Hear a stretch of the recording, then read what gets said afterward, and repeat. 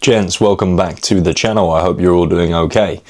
In today's video, I wanted to discuss the importance of being selective with who you share information with. Being selective with who you share your wins and your losses with. As a man, this is especially important. A lot of guys are finding themselves in a pretty desperate situation because they feel like their friends aren't really their friends. Their friends don't really support them. Their friends hear a bit of bad news about them and they start to laugh and they start to make fun. And it's not just banter, it goes beyond that. A lot of guys are feeling lost right now, and it's simply because they didn't go into forming friendships and relationships with the appropriate standards. Now, it's become somewhat normalized in modern society to tell everybody everything about the most intimate parts of your life. So many people that I meet in a personal but also professional environment are massive oversharers.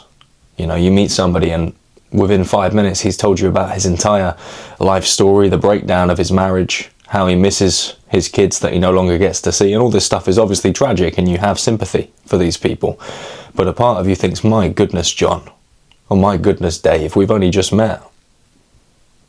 But a lot of guys are finding themselves in this situation.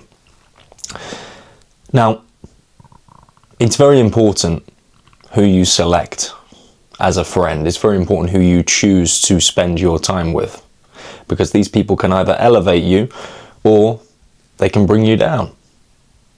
They can reduce how you view yourself, reduce how you feel in yourself by how they act, by how they respond to you, by how they either encourage you or don't.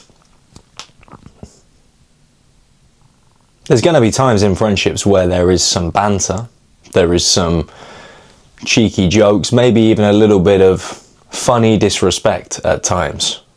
But anything past that, I would say you're moving into dangerous territory.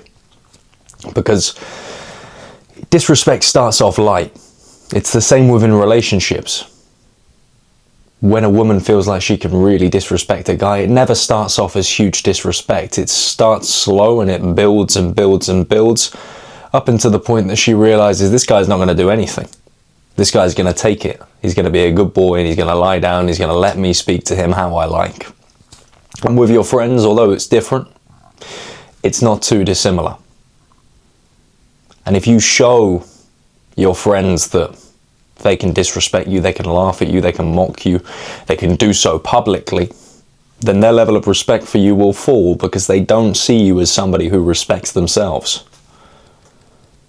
This is why your selection criteria needs to be high. But let's say you've made a mistake and you've found yourself around people that you don't feel support you, treat you fairly, or treat you in the way that you want to be treated.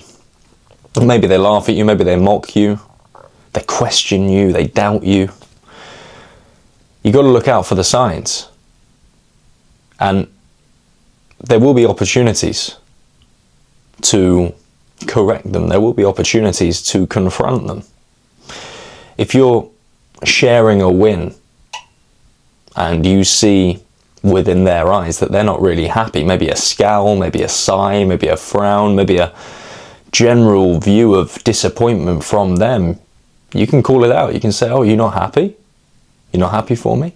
And normally, there's a moment where their faces will switch. And you'll catch it. You'll catch it very clearly. They will be caught off guard. They might all of a sudden change their look from a disappointed look to a fake happy look. And that's something to be wary of, because if that is the case, then unfortunately that is not a person that wants the best for you. That's a person who is jealous and devious. There's something going on there, and you've got to be aware of that. On the flip side, if you are sharing a loss and somebody immediately starts laughing and their facial expression appears to be happy, that is something to look out for. And there is a difference between banter. You know, you can say, I was walking home the other night through the park and I took this one step and something about the step felt really funny and I felt my foot start to slide forward and then my legs went from underneath me and I fell into a pile of dog shit. You know, maybe you're going to laugh at that because it's quite funny.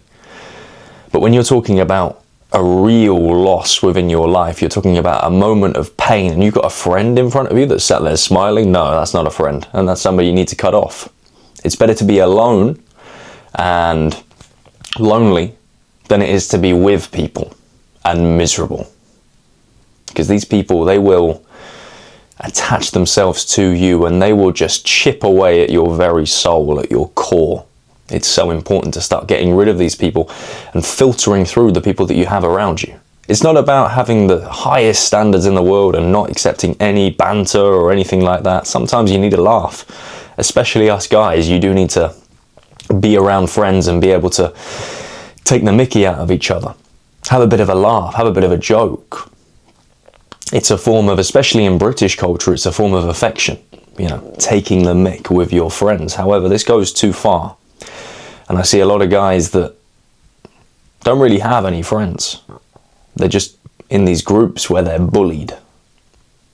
And it's important to start getting hold of this.